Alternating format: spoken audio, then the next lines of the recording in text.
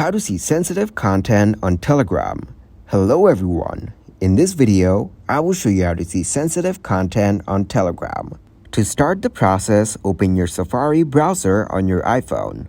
In the search bar, type in web.telegram.org and hit enter. Then tap on menu in the top left corner and tap on them. From the menu that appears, select settings. Scroll down and tap on the privacy and security.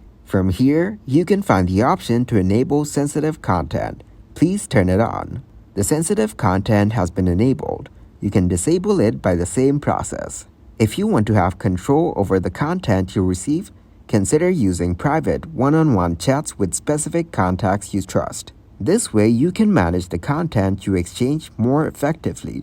In your Telegram settings, you can control who can send you messages, who can see your last seen status, and who can call you. Adjust these settings to enhance your privacy and control over who can interact with you. Thank you guys for watching this video. Hope you got some value. Make sure to like the video and subscribe to the channel to get notified for new videos. See you in the next one.